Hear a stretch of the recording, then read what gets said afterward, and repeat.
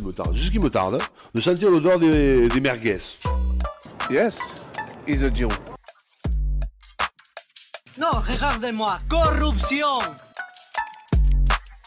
C'est marrant, lui. T'es champion du monde de la connerie, toi.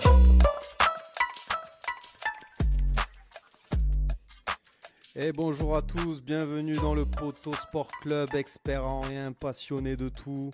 C'est Johnny au mic à la présentation, comme tous les lundis. Et je suis en compagnie de mon petit Pierrot. Pierrot, comment vas-tu aujourd'hui? Et 1, et 2, et 3, 0. Et 1, et 2, et 3, 0. Les Fighting Nerds, on les a pas vus ce week-end. Toute leur hype, elle est finie. Donnez la ceinture à Nassour, donnez un top 15 à BSD. Et voilà, donc évidemment ça va bien. Évidemment ça va bien après un week-end comme ça. 3-0 contre le Brésil, c'est un score qu'on apprécie toujours. Donc écoute, je pense que les Brésiliens vont faire des cauchemars des Français à force, mais nous on aime bien. Ils peuvent revenir quand ils veulent à Paris. Absolument. C'était un super week-end en émotion sur plein de sports. Hein. Donc on a eu la bagarre, l'UFC. On a eu le tennis hier soir. King Carlito. El Rey. Et qu'est-ce qu'on a eu? On a eu la reprise du top 14. C'était pas mal ça. Hein, on s'est bien régalé devant la reprise du top 14. Et l'équipe de France vendredi, j'ai failli oublier. Ah oui, quand même. tellement... J'allais te dire, oh, tu t'aimes plus l'équipe de France, toi, en fait, ça y est. Mais si. T'es pourri gâté, quoi. Pourri gâté. Pourri gâté, exactement. Du coup, on va commencer, comme on le fait depuis la semaine dernière, avec notre première chronique. Donc on va décortiquer les différentes unes qu'on a pu avoir dans le week-end, les unes de l'équipe. Donc samedi, dimanche et lundi, et on va débattre un peu autour de ça. Ok, ça te va, Pierre? Parfait. Ah oui, et on enchaîne évidemment sur notre sujet principal. J'ai du mal, c'est vrai, c'est une chronique deux en une. Qu'est-ce qu'on a eu ce samedi, hein? Alors, ce samedi, le chant d'Olise ou d'Olysée, je sais pas. Comment on prononce d'ailleurs? Moi, je dirais Olysée. Hein. Olysée, même Olysée, s'il n'y a pas d'accent, je dirais Olysée. Ok.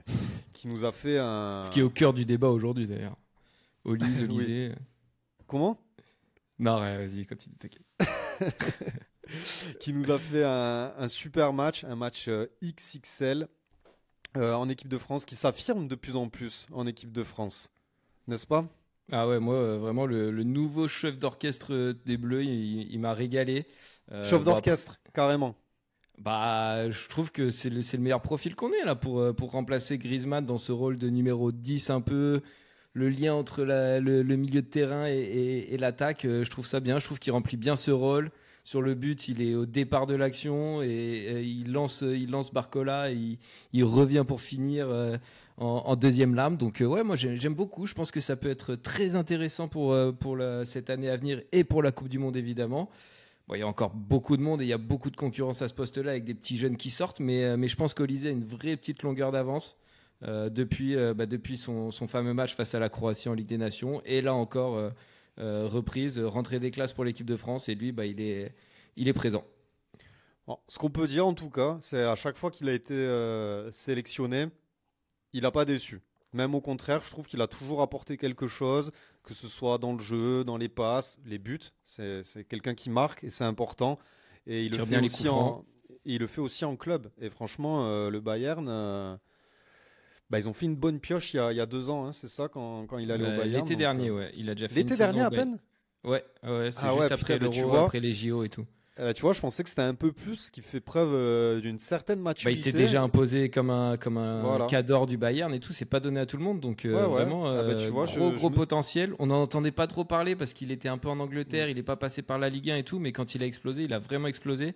Et pour l'équipe de France, ça peut pour l'après Griezmann, je pense qu'il a une très très belle carte à jouer.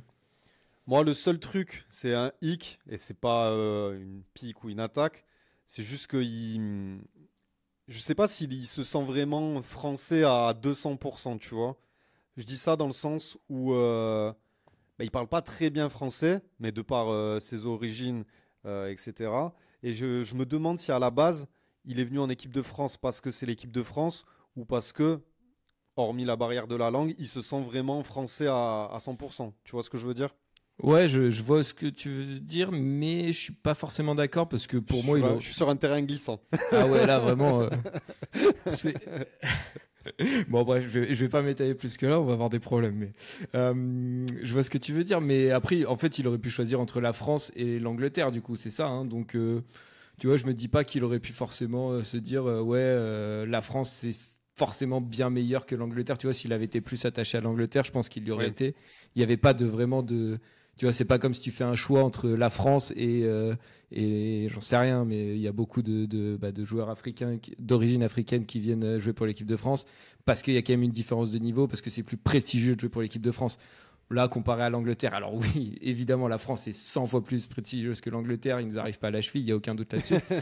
Mais tu vois, il n'y a pas une énorme différence non plus où tu te dis, ah ouais, là, j'ai quand même plus avantage à jouer pour la France.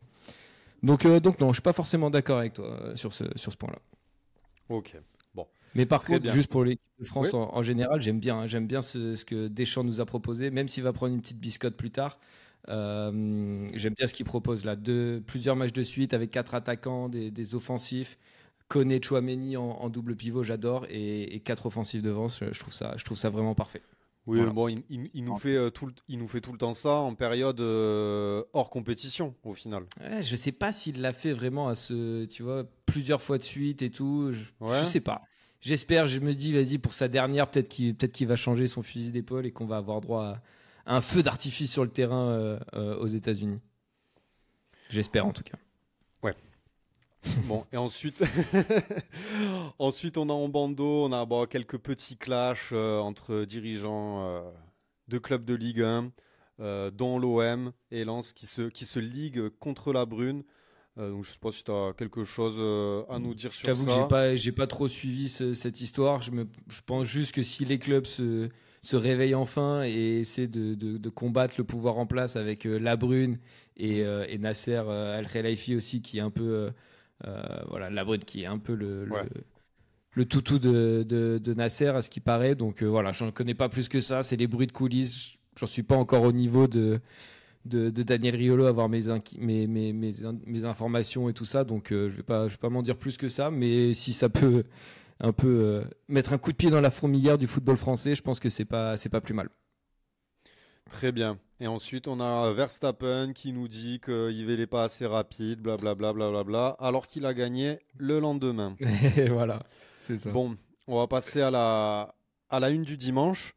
Alors, alors excusez-moi, je me suis perdu. Samedi, qu'est-ce qu'on a?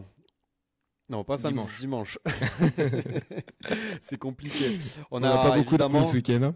Ouais, on a une photo des 2 joueurs blessés, 2 joueurs de Paris, comme par hasard. C'est peut-être un complot. C'est sûr. Diront certains supporters parisiens. Du coup, on a un petit jeu de mots bien senti. Paris accuse le coup. Et ensuite, on avait une annonce en bandeau du match entre Sinner et Alcaraz qui a eu lieu le soir même à 20h à New York. Qu'est-ce que tu retiens de cette une, mon petit Pierrot? Moi j'ai envie de retenir les absents de cette une. J'ai envie de retenir les absents de cette une. Le plus grand quotidien sportif français. On a l'un des plus grands événements sportifs français qui se déroule samedi soir à l'Accor Hotel Arena et il n'y a pas un mot dessus, même dans le bandeau, rien scandaleux. du tout. On a 5 combattants français qui ont battu au plus haut niveau en MMA, aucune mention dans l'équipe. Mais où on va Johnny, où on va? Mais même ce matin, même en ce lundi.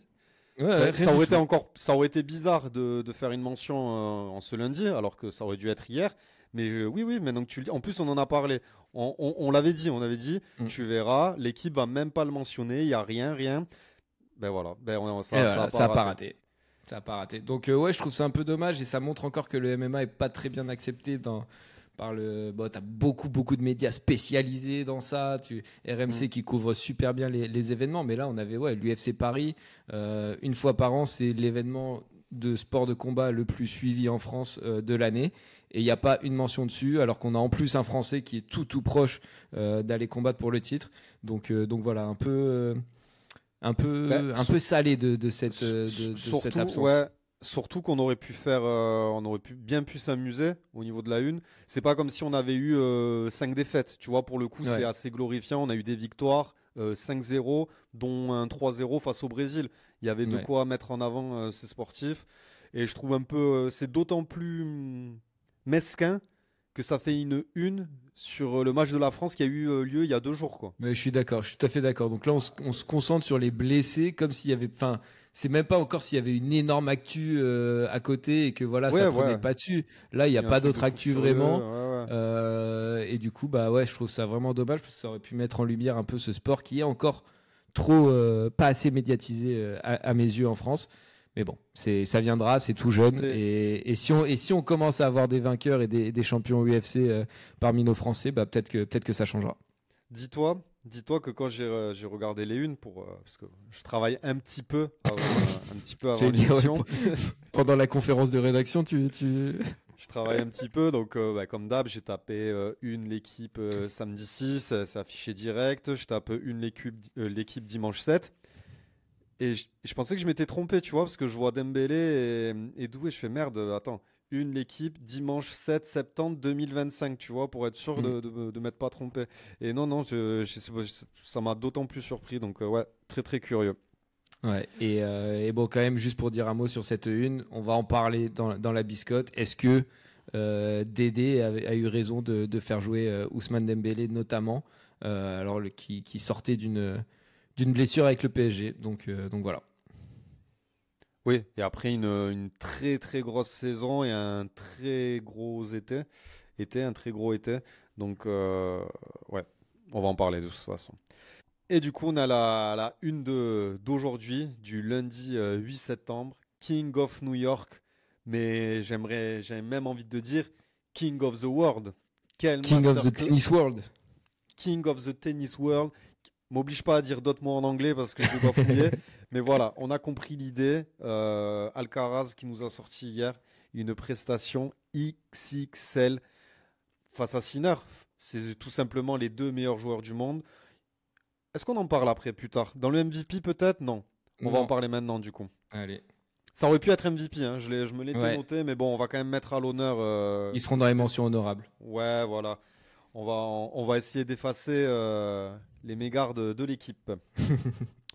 Qu'est-ce qu'on a passé de cette finale? C'était n'importe quoi. Déjà pour le coup, sur cette une-là, avec Alcaraz, les bras au ciel, le King en gros et tout, je la trouve vraiment stylée. Voilà, petite parenthèse de fermer.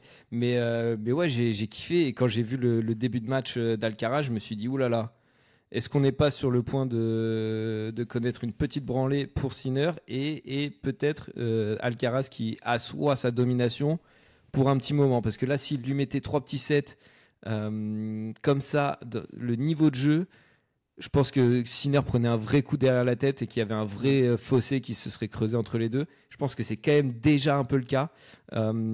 Et quand Alcaraz est à ce niveau-là, je pense que c'est un des meilleurs tournois que je l'ai vu faire de toute sa vie.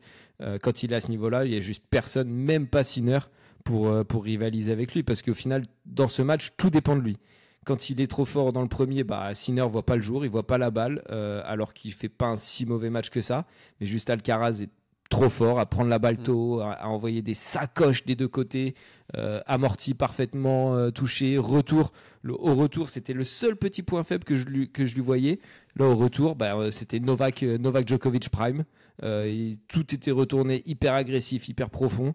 Donc voilà, il fait vraiment un petit trou face à Yannick Sinner dans leur duel à distance, un peu dans leur rivalité, puisqu'il déjà sur cette saison, il mène 2 victoires à 1 en finale de Grand Chelem face à Sinner. Au total, ça fait 6 Grands Chelems à 4 pour l'Espagnol, qui reprend en plus la place de numéro 1 mondial à l'Italien. Il a quand même deux Grands Chelems de chaque. Il lui manque que l'Open d'Australie. Ouais, c'est ça. Il a pas l'Open d'Australie. Mais c'est le deuxième plus jeune joueur de l'histoire du tennis à atteindre 6 victoires en Grand Chelem, j'ai vu. Devant, juste derrière Björn Borg. C'est n'importe quoi. On a tous dû voir les infographies passer ce matin, mais au même âge, Roger et Novak n'en avaient qu'un. Et Nadal, certes, il avait 4 Roland, mais il en avait 5, quoi. Et dont deux. Il gagnait quasiment que sur terre, quoi. Ouais, voilà. c'est n'importe quoi. Et encore cette année, donc en 2025 à l'Open d'Australie, il nous a fait une petite coquille face à Novak, mais on aurait pu avoir 4 finales sur la même année du Grand Chelem avec les 2 mêmes joueurs. Je sais pas si c'est déjà arrivé d'ailleurs ça. Ben non, justement, c'est jamais Ah oui. arrivé, il me semble. Je veux pas dire de bêtises. C'est jamais arrivé, donc ça aurait pu être historique. Néanmoins, 2-2, la balle au centre. On peut peut-être faire en finale de Grand Chelem, tu veux dire? pour cette année, ouais. 2 pour Sinner, 2 pour. Ah oui, mais oui, parce pour qu'il avait pas Alcaraz. joué. Oui, t'as raison. On peut Pardon. peut-être maintenant, avec le recul, revenir brièvement sur Wimbledon. Mais qu'est-ce qui s'est passé pour Novak parce que je dis pour Novak, pour Carlos à Wimbledon. Ça se joue à rien, hein, c'est du haut niveau, c'est de l'horlogerie fine. Mais c'est dommage. Ouais, tu Pour sais, il lui. est peut-être. Ouais, c'est dommage, mais il était peut-être tout simplement un peu fatigué de sa grosse période sur Terre. La saison sur Terre est quand même très longue. Il était Très éprouvant, ouais. très C'est notre éprouvant. façon de jouer, ouais. Exactement, ce qui va beaucoup mieux à Carlitos qu'à Sinner, je pense. Et puis il est dû arriver tout simplement fatigué physiquement et mentalement. Je pense qu'il avait besoin de récupérer mentalement aussi. Et puis la saison sur gazon, c'est toujours un peu spécial, hein. Ça dure très très peu longtemps. Et je trouve quand même qu'il y a alors pas avec ces deux-là parce qu'ils sont tellement au-dessus du lot, mais je trouve qu'il y a un peu plus part à l'aléatoire sur gazon. Voilà, si tu tombes contre un mec qui sert super bien une année, ça va être très très compliqué. Il peut moins utiliser sa vitesse de déplacement aussi sur gazon. Voilà, les appuis sont plus compliqués. Donc c'est peut-être, ouais, il a le jeu assez offensif pour vraiment bien performer sur gazon. Il a gagné 2 fois Wimbledon. Mais voilà, cette année, il arrivait peut-être un peu émoussé, un peu moins précis, un peu moins affûté que les dernières années. Et c'est là aussi tout le mérite qu'a Sinner. Parce que dès qu'Alcaraz est un tout petit peu moins bien, boum, Sinner, lui, par contre, au même niveau, il attend là comme un rat, comme un morpion, il va pas te lâcher. Et c'est ce qu'on a vu hier dans le deuxième set. Dans le deuxième set, Alcaraz, il fait un mauvais jeu, boum, il prend 6-3. Donc c'est ça, absolument. c'est que Alcaraz peut aller plus haut en termes de niveau, par contre, Sinner est plus régulier. Et dès qu'il a le moindre baisse de régime, il s'engouffre dedans et il peut se rapprocher du niveau d'Alcaraz. Ah ok, je vois ce que tu veux dire. Sur un niveau constant, peut-être Sinner est légèrement meilleur, mais Alcaraz peut monter plus haut, mais peut descendre un peu plus bas aussi. Exactement, Quoi, au final. exactement. Ouais. Et Non, c'est ça se exact, tient, ouais, je te c'est ce qui rejoins. s'est passé aussi à la finale de Roland Garros. Hein. C'était un peu. Et c'est pour ça que je disais que j'ai peur que Alcaraz finisse par asseoir sa domination parce que quand il aura encore plus d'expérience, quand il sera encore plus solide, plus sûr de son jeu, qu'il aura gommé les toutes petites imperfections qu'il a, et en fait, ce niveau très très haut, je pense qu'il va réussir à l'atteindre de plus en plus souvent et être de plus en plus constant à ce niveau-là. Et ça risque d'être compliqué pour Sinner s'il ne trouve pas d'autres solutions de façon de se renouveler, quoi. Bien sûr. Bon, très bien. Félicitations à Carlitos. Si tu nous entends, on est avec toi. Il nous puis, écoute chaque semaine. Oui, oui. En podcast, évidemment, tous les lundis. On le rappelle, toujours. Et sur YouTube, abonnez-vous. on n'oublie pas. Voilà, et sur YouTube. Petit bandeau pour une grande désillusion. Quand j'ai vu ça ce matin, alors j'avoue, moi je me suis pas intéressé plus que ça à l'Euro, mais évidemment quand on commence à arriver dans les phases à élimination directe, il y a un peu plus d'intérêt. Et comme on disait la semaine dernière, ces phases de poule sont un peu alambriquées, mais c'est dommage quand même de perdre aussi vite et face à la Géorgie. Pas que ce soit une équipe de pompe, hein, mais bon, c'est pas non plus la Slovénie. Pas loin. Ouais. Pas loin. Il nous a juste manqué trop de joueurs sur cette compète. Alors après, c'est le basket, hein, c'est la règle du jeu, on sait comment ça marche. Les joueurs NBA sont pas toujours là. Là, il nous manquait Wemby et Rudy Gobert.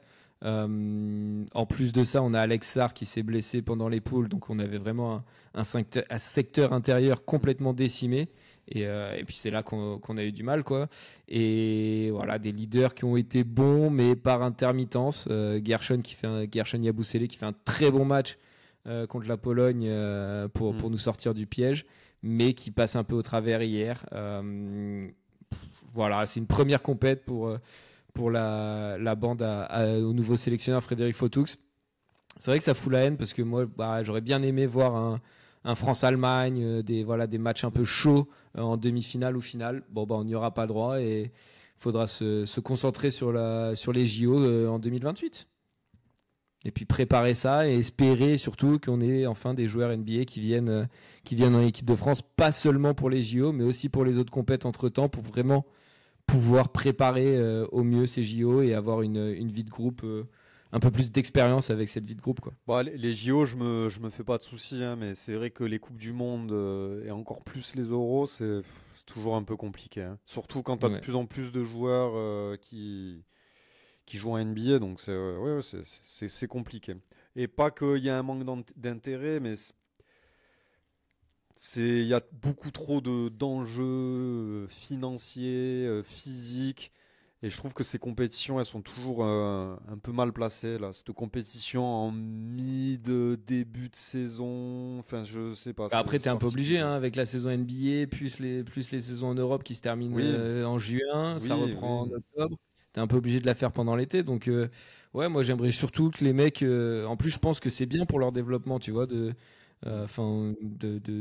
venir s'opposer à des grosses nations européennes qui sont un basket un peu différent de la NBA, plutôt qu'aller faire des drills, des entraînements tout seul dans une salle aux US tout seul. Voilà, moi je pense que tu peux peut-être gagner un peu plus en expérience en faisant ces compètes-là, et c'est un peu dommage qu'on trouve pas nos têtes d'affiche, notamment Wemby, bon, même s'il a été blessé. Voilà, ça s'entend, mais voilà, j'espère qu'avant les JO, on verra quand même une équipe de France un peu plus au complet dans une des grosses compètes. Évidemment. Bon, on va passer au débat principal. Donc on va mettre les pieds dans le plat. Donc comme on l'a dit juste avant, hein, l'US Open vient de se terminer avec une finale encore qui restera en tout cas dans l'histoire de la saison 2025 avec un Alcaraz beaucoup trop fort. La question c'était est-ce que l'US Open est le meilleur tournoi des 4 tournois du Grand Chelem, que ce soit par l'ambiance, par le public, par le niveau de jeu, par le fait que ce soit à New York, les night sessions endiablées. Voilà, comme je viens de le dire, on a eu une finale de fou furieux, mais peut-être que la finale par rapport au reste du tournoi, je ne sais pas, à toi de me dire. En tout cas, c'était, voilà, comme on l'a dit juste avant, c'était incroyable, un niveau de jeu stratosphérique et un tournoi qui finit sur les chapeaux de roue. Ouais, c'est très dur à dire. Moi, je suis pas forcément d'accord avec toi. De toute façon, moi, ma préférence, c'est quoi ton tournoi à Roland? Moi, c'est Roland, mais c'est juste personnel. C'est parce que je suis français. C'est parce que voilà, moi, quand je joue au tennis, je me suis toujours dit si je dois gagner un tournoi du Grand Chelem dans ma vie, c'est Roland. Tu vois, c'est le truc qui fait rêver les Français. Moi, j'ai un attachement personnel à Roland Garros. C'est pour ça que, j'y vais tous les ans depuis que j'ai 10 piges. Enfin voilà, j'adore ce tournoi, mais alors, moi, je suis d'accord. C'est plus personnel, tu vois, que l'US Open. Moi, je suis d'accord. Roland, c'est le tournoi du cœur. Mais franchement, pas loin de penser que c'est peut-être le plus beau et le plus prestigieux aussi, hein. En fait, chacun a ses arguments. Chaque tour, tu vois, Wimbledon, c'est la tradition, l'histoire, le fait que tous les joueurs soient en blanc et tout ça, le gazon, c'est le dernier tournoi à être resté sur gazon. Alors oui, on peut se faire chier un peu dans les matchs. Je trouve que voilà, le niveau de jeu en tant que tel est un peu moins fascinant que sur les autres tournois du Grand Chelem. Mais voilà, il y a ce côté historique, ce côté très british qui fait aussi son charme. En Australie, tu as un public de connaisseurs, plus c'est un petit tournoi exotique, tu vois. Tu es à l'autre bout du monde, il fait 72 degrés quand tu joues. Voilà, ça rajoute à la dramaturgie. Par contre, tu as les horaires qui sont très chiantes pour le voir, donc ça, c'est un peu, voilà. Et j'ai l'impression que c'est un tournoi aussi un peu qui ouvre la saison, tu vois. L'Open d'Australie, clairement. On est content de les retrouver, tout ça. Ouais, bien sûr. Ce que tu veux dire, c'est que chaque tournoi a ses spécificités, ses particularités et son charme. Ouais, mais à Roland, tu vois, pareil. C'est dur d'établir un classement ou... Pour moi, tu vois, par exemple, la terre battue, c'est la meilleure surface. Pour regarder un match à la télé ou en live, la terre battue, c'est incroyable. Par contre, à Roland, maintenant, tu as une ambiance pourrie sur le Châtrier à cause des loges, plus les night sessions qui sont mal organisées, tu vois. Et là, je te rejoins un peu sur l'US Open. Et à New York, non, il n'y a pas une ambiance pourrie, parce qu'à New York, ils passent leur temps à gueuler, on dirait un stade de foot au final. C'est très décalé par rapport à l'ambiance du tennis. Ouais, mais ça fait aussi un peu son charme, tu vois, je trouve. C'est Ouais, un truc mais pas à différent que tu vois Roland. pas dans... À New York, ça fait son charme, mais pas à Roland. Non, parce que c'est pas pareil. À Roland, je trouve que l'ambiance, elle est un peu pourrie parce que t'as les loges qui C'est sont des Français, vides. quoi. Non, parce que, mais gros, je viens de te dire que c'était mon tournoi préféré. Qu'est-ce que tu m'emmerdes? Mais non, Mais mais je te le dis que, public tu vois, français. à Roland, il y a toujours les loges qui sont vides. T'as les 10 premiers rangs, t'as l'impression qu'ils sont vides. Même à la télé, tu le vois, c'est horrible. Alors qu'à l'US Open ou à l'Open d'Australie, j'ai l'impression que les stades sont pleins à craquer. Tout le temps, on est peut-être, tu vois, un peu trop pourri gâté à Roland, tu vois, en tant que Français. Et puis on n'a eu aucun Français qui a gagné depuis 50 ans et tout ça. Donc voilà, il y a des petits inconvénients à Roland-Garros que je trouve pas à l'US Open, mais c'est dur. Et si je devais être complètement objectif, je pense que je le mettrais à l'Open d'Australie. Moi, j'aime bien l'Open d'Australie. Ah ouais, À ça l'autre serait bout. ton préféré. Bah, je pense, ouais. Après, j'y suis jamais allé. Je suis allé à l'US Open et à Roland. J'ai pas fait les deux autres. Et je pense que Et l'Open T'as d'Australie, déjà fait c'en est Wim? T'as jamais fait Wim? Non. On dit Wim Non. dans le milieu. Ah, excuse-moi, pardon. Et, et j'aimerais vraiment faire l'Open d'Australie. Je pense que c'est vraiment exotique. C'est une ambiance différente. Et c'est. Ouais, voilà, j'aimerais bien faire l'Open d'Australie pour voir un peu comment c'est. Non, T'as pas l'air convaincu. ouais, je te rejoins sur le côté sentimental. Roland Garros, c'est le tournoi en tant que Français qu'on mate. C'est le tournoi qu'on a pendant l'école, tu vois, qu'on a eu pendant les révisions du bac, etc. C'est vraiment tu sais, c'est un marqueur temporel dans la vie d'un Français et d'un fan de sport et de tennis. Puis on a eu aussi cette belle histoire, Nadal. Vraiment, c'est tombé sur notre adolescence et notre jeune vie d'adulte. Donc il y aura toujours une attache particulière à Roland Garros.